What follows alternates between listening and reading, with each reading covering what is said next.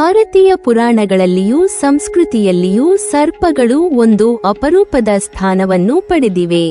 ಹಾವುಗಳು ಭಯ ಹುಟ್ಟಿಸುವ ಜೀವಿಗಳೆನಿಸಿದರೂ ನಮ್ಮ ಪುರಾಣಗಳಲ್ಲಿ ಅವು ದೈವಿಕತೆ, ಶಕ್ತಿ, ಜ್ಞಾನ ಮತ್ತು ರಕ್ಷಣೆಯ ಸಂಕೇತಗಳಾಗಿ ಕಾಣಿಸಿಕೊಂಡಿವೆ. ಹಾವುಗಳು ದೇವತೆಗಳ ಅಂಗಭೂತಗಳಾಗಿವೆ. ಮಹಾವಿಷ್ಣುವಿಗೆ ಹಾಸಿಗೆಯಾದ ಆದಿಶೇಷ, ಶಿವನ ಕಂಠದ ಅಲಂಕಾರವಾದ ವಾಸುಕಿ, ಗಣೇಶನ ಸೊಂಟದ ಒಡ್ಯಾಣ ಹಾಗೂ ಭೂಮಿಯನ್ನು ಹೊತ್ತಿರುವ ಅನಂತ ನಾಗ ಇವೆಲ್ಲವೂ ಸರ್ಪದ ದೈವಿಕತೆಯ ಬಿಂಬಗಳು. ಸರ್ಪವು ಕೇವಲ ವಿಷದ ಪ್ರತೀಕವಲ್ಲ, ಅದು ಜೀವದ ಪುನರುತ್ಪಾದನೆಯ, ಶಕ್ತಿಯ ಮತ್ತು ಕಾಲದ ಚಕ್ರದ ಪ್ರತೀಕವೂ ಆಗಿದೆ. ಹೀಗಾಗಿ ಭಾರತದಲ್ಲಿ ಹಾವುಗಳನ್ನು ಭಯದಿಂದಲ್ಲ, ಭಕ್ತಿಯಿಂದ ಪೂಜಿಸಲಾಗುತ್ತದೆ. ಹಿಂದೂ ಧರ್ಮದ ಆಧ್ಯಾತ್ಮಿಕ ದೃಷ್ಟಿಯಿಂದ ಹಾವು ಕುಂಡಲಿನಿ ಶಕ್ತಿಯ ಸಂಕೇತವಾಗಿದೆ. ಅದು ಮಾನವನ ದೇಹದ ತಳಭಾಗದಲ್ಲಿ ನಿದ್ರಿಸುತ್ತಿರುವ ಶಕ್ತಿ, ಯೋಗ ಮತ್ತು ಧ್ಯಾನದ ಮೂಲಕ ಜಾಗೃತಗೊಂಡು ಪರಮಜ್ಞಾನವನ್ನು ನೀಡುತ್ತದೆ. ಹಾವು ತನ್ನ ಚರ್ಮವನ್ನು ತ್ಯಜಿಸಿ ಹೊಸ ಚರ್ಮ ಪಡೆಯುವಂತೆ, ಜೀವಿಯು ತನ್ನ ಹಳೆಯ ಜೀವನವನ್ನು ಬಿಟ್ಟು ಹೊಸ ಅರಿವಿನ ಹಾದಿಯಲ್ಲಿ ಮುನ್ನಡೆಯಬೇಕು ಎಂಬುದನ್ನು ಅದು ಬೋಧಿಸುತ್ತದೆ. ಹೀಗಾಗಿ ಹಾವು ಪೂಜೆಯು ಕೇವಲ ಧಾರ್ಮಿಕ ಆಚರಣೆ ಅಲ್ಲ, ಅದು ಪರಿವರ್ತನೆಯ, ಪುನರುತ್ಥಾನದ ಮತ್ತು ಸಮತೋಲನದ ತತ್ವವನ್ನು ಪ್ರತಿನಿಧಿಸುತ್ತದೆ. ಪುರಾಣಗಳಲ್ಲಿ ಹಾವುಗಳು ಬ್ರಹ್ಮಾಂಡದ ಸಮತೋಲನದ ಸಂಕೇತವಾಗಿವೆ. ಈ ಮಹಾಸರ್ಪಗಳು 12 ರಾಶಿಗಳಿಗೂ ಸಂಬಂಧಿಸಿದ್ದಾಗಿ ಶಾಸ್ತ್ರಗಳು ಹೇಳುತ್ತವೆ. ಪ್ರತಿಯೊಂದು ರಾಶಿಗೂ ಒಂದು ವಿಶಿಷ್ಟ ನಾಗವಿದೆ. ಅದು ಆ ರಾಶಿಯ ವ್ಯಕ್ತಿತ್ವ, ಶಕ್ತಿ ಮತ್ತು ಧಾರ್ಮಿಕ ತತ್ವವನ್ನು ಪ್ರತಿನಿಧಿಸುತ್ತದೆ. ಮೇಷ ರಾಶಿಯವರಿಗೆ ಸಂಬಂಧಿಸಿದ ನಾಗನು ಅನಂತ ಅಥವಾ ಆದಿಶೇಷ.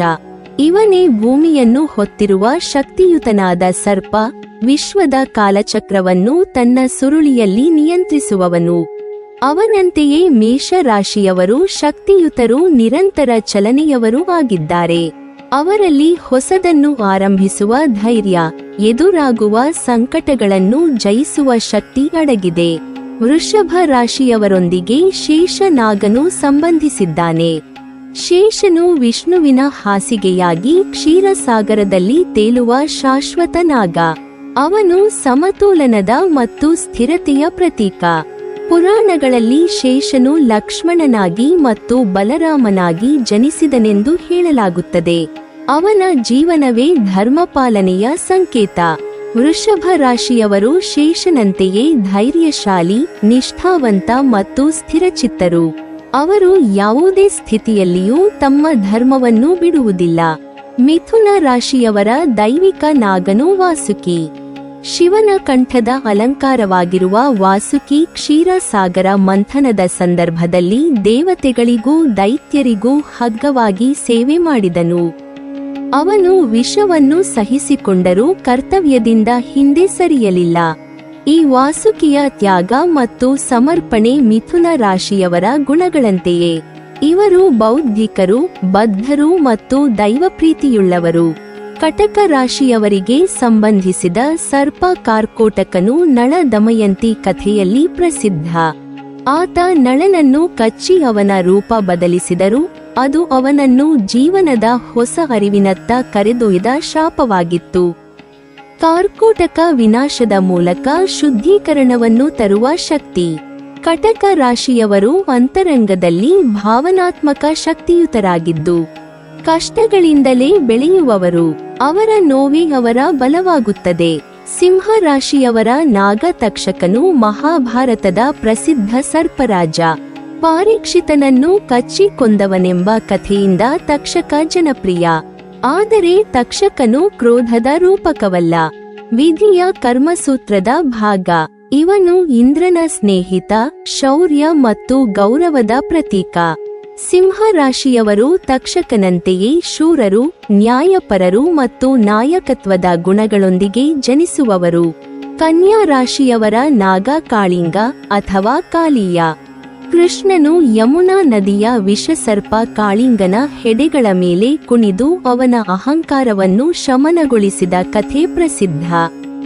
ಕಾಳಿಂಗನಂತೆಯೇ ಕನ್ಯಾ ರಾಶಿಯವರೊಳಗೆ ಅಂತರಂಗದ ಚಂಚಲತೆ ಮತ್ತು ಬಲ ಅಡಗಿದೆ. ಆದರೆ ದೈವ ಸ್ಪರ್ಶದಿಂದ ಅವರು ಶಾಂತಿಯ ಹಾದಿ ಹಿಡಿಯುತ್ತಾರೆ. ಇವರ ಜೀವನದಲ್ಲಿ ನೈತಿಕತೆ ಮತ್ತು ಶುದ್ಧತೆಯು ಪ್ರಾಬಲ್ಯ ಪಡೆದಿರುತ್ತದೆ. ತುಲಾ ರಾಶಿಯವರ ನಾಗ ಮಾನಸ ದೇವಿ. ಅವಳು ಸರ್ಪಗಳ ದೇವತೆ, ಶಿವನ ಪುತ್ರಿ, ಶೇಷ ಮತ್ತು ವಾಸುಕಿಯ ಸಹೋದರಿ. ಅವಳ ಪೂಜೆಯು ಫಲವತ್ತತೆ ಮತ್ತು ರಕ್ಷಣೆಗೆ ಸಂಬಂಧಿಸಿದೆ. ಮಾನಸಿಯಂತೆಯೇ ತುಲಾ ರಾಶಿಯವರು ಸಮತೋಲನ ಪ್ರಿಯರು, ಕರುಣಾಮಯರು ಮತ್ತು ಶಾಂತಿಯ ಅಭಿಮಾನಿಗಳು. ಇವರ ಜೀವನದಲ್ಲಿ ಧರ್ಮ ಮತ್ತು ಸೌಂದರ್ಯ ಎರಡೂ ಮುಖ್ಯ. ವೃಶ್ಚಿಕ ರಾಶಿಯವರ ದೈವಿಕ ಸರ್ಪ ಗುಳಿಕನು ಗರುಡನ ಅಲಂಕಾರಗಳಲ್ಲಿ ಒಂದಾದ ಸರ್ಪ. ಅವನು ಔಷಧೀಯ ಸಸ್ಯಗಳ, ಆಯುರ್ವೇದದ ಮತ್ತು ಜೀವದ ಪ್ರತಿವಿಷದ ರಕ್ಷಕ. ಗುಳಿಕ ಔಷಧೀಯ ಜ್ಞಾನ ಮತ್ತು ಪುನರುತ್ಥಾನದ ಪ್ರತೀಕ. ವೃಶ್ಚಿಕ ರಾಶಿಯವರು ಈ ಶಕ್ತಿಯಂತೆಯೇ ಆಳವಾದ ಮನಸ್ಸಿನವರು, ಚಿಕಿತ್ಸಾಶೀಲರು, ಸಂಶೋಧನಾ ಮನೋಭಾವದವರು. ಅವರು ಮೌನದಲ್ಲಿ ಕೆಲಸ ಮಾಡಿ ಪ್ರಪಂಚವನ್ನು ಗುಣಪಡಿಸುವರು. ಧನು ರಾಶಿಯವರು ಪದ್ಮನಾಗನ ಆಶೀರ್ವಾದವನ್ನು ಹೊಂದಿದ್ದಾರೆ. ಪದ್ಮನು ಅಷ್ಟನಾಗಗಳಲ್ಲಿ ಒಬ್ಬ ಧರ್ಮಪಾಲಕ ಮತ್ತು ಸತ್ಯನಿಷ್ಠ. ಅಧರ್ಮವನ್ನು ಸಹಿಸದ ಈ ನಾಗ ಧೈರ್ಯ, ಸತ್ಯ ಮತ್ತು ಶುದ್ಧತೆಯ ಪ್ರತೀಕ. ಧನು ರಾಶಿಯವರು ಪದ್ಮನಂತೆಯೇ ಧರ್ಮನಿಷ್ಠರು, ನೈತಿಕ ಬಲದಿಂದ ನಿಂತು ಸತ್ಯದ ಪರ ಹೋರಾಡುವವರು. ಮಕರ ರಾಶಿಯವರಿಗೆ ಶಂಖಪಾಲ ನಾಗನು ಸಂಬಂಧಿಸಿದ್ದಾನೆ. ಶಂಖಪಾಲನು ಕರುಣೆಯುತನಾದ ನಾಗಕುಮಾರ.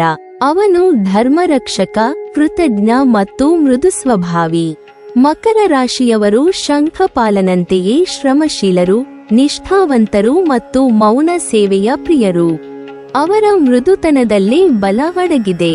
ಕುಂಭ ರಾಶಿಯವರಿಗೆ ಆಸ್ತಿಕ ಋಷಿಯೇ ದೈವಿಕ ನಾಗ ಸಂಬಂಧ.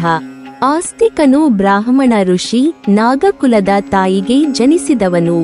ರಾಜ ಜನಮೇಜಯನ ಸರ್ಪಯಾಗವನ್ನು ನಿಲ್ಲಿಸಿ ನಾಗಜನಾಂಗವನ್ನು ರಕ್ಷಿಸಿದ ಮಹಾತ್ಮ. ಕುಂಭ ರಾಶಿಯವರು ಆಸ್ತಿಕನಂತೆಯೇ ಮಾನವತೆಯ ಪರ ಹೋರಾಡುವವರು, ಸಮಾಜಮುಖಿಗಳು, ತತ್ವಜ್ಞಾನಿಗಳು. ಅವರ ಕರ್ತವ್ಯಬೋಧವು ಜೀವದ ನಿಲುವು.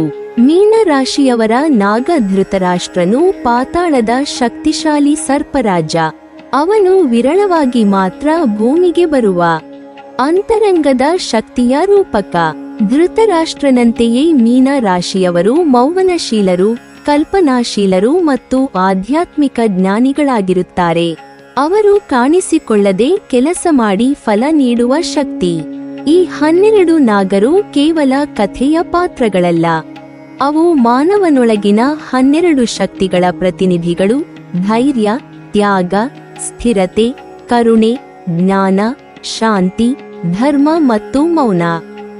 ಸರ್ಪವು ಕೇವಲ ವಿಷದ ಜೀವಿಯಲ್ಲ, ಅದು ಶಕ್ತಿಯ ಮತ್ತು ರಕ್ಷಣೆಯ ದೈವ ಸ್ವರೂಪ. ಹಾವುಗಳು ನಮಗೆ ಕಲಿಸುವ ಪಾಠ ಬಹಳ ಆಳವಾದುದು. ಭಯ ಹುಟ್ಟಿಸಬಹುದು, ಆದರೆ ನಾಶ ಮಾಡುವಂತಿಲ್ಲ. ಶಕ್ತಿ ತೋರಿಸಬಹುದು, ಆದರೆ ಅಹಂಕಾರದಿಂದಲ್ಲ. ಪ್ರಕೃತಿಯ ನಾಡಿಯಲ್ಲಿ ಚಲಿಸುವ ಜೀವಿ ಸರ್ಪ. ಬ್ರಹ್ಮಾಂಡದ ನಾಡಿಯಲ್ಲಿ ಚಲಿಸುವ ಶಕ್ತಿ ನಮ್ಮೊಳಗಿನ ನಾಗ. ಹೀಗೆ ನೋಡಿದರೆ ನಮ್ಮ ಪುರಾಣಗಳ ಸರ್ಪಗಳು ಧರ್ಮ, ಶಕ್ತಿ ಮತ್ತು ಜ್ಞಾನವನ್ನು ಒಂದೇ ನೋಟದಲ್ಲಿ ಮೇಳೈಸುವ ಅದ್ಭುತ ರೂಪಕಗಳು. ಅವು ಮಾನವನೊಳಗಿನ ಅಚೇತನ ಶಕ್ತಿಯ ಬಿಂಬ. ಅದನ್ನು ಅರಿತಾಗ ಜೀವನವೇ ಪರಮಜ್ಞಾನವಾಗುತ್ತದೆ. ಸರ್ಪದ ತತ್ವವು ಹೇಳುವುದೇನು ಎಂದರೆ, ನಿನ್ನೊಳಗಿನ ನಾಗನನ್ನು ಜಾಗೃತಗೊಳಿಸು. ಅಂದರೆ ನಿನ್ನೊಳಗಿನ ಶಕ್ತಿಯ ಅರಿವನ್ನು ಕಾಣು. ಅಲ್ಲಿ ದೇವತೆ ಇದ್ದಾನೆ. ಅಲ್ಲಿ ನಿನ್ನ ಸ್ವರೂಪವೇ ವಿಶ್ವವಾಗಿದೆ. ನೀವಿನ್ನೂ ನಮ್ಮ ಚಾನೆಲ್ ಅನ್ನು ಸಬ್ಸ್ಕ್ರೈಬ್ ಮಾಡಿಲ್ವಾ? ಹಾಗಾದರೆ ಈ ಕೂಡಲೇ ನಮ್ಮ ಇಂದ್ರಜಾಲ ಚಾನೆಲ್ ಅನ್ನು ಸಬ್ಸ್ಕ್ರೈಬ್ ಮಾಡಿ ಮತ್ತು ಪಕ್ಕದಲ್ಲಿರುವ ಬೆಲ್ ಐಕಾನ್ ಅನ್ನು ಕ್ಲಿಕ್ ಮಾಡಿದರೆ ನಮ್ಮ ಹೊಸ ವಿಡಿಯೋಗಳನ್ನ ನೀವು ನೋಡಬಹುದು.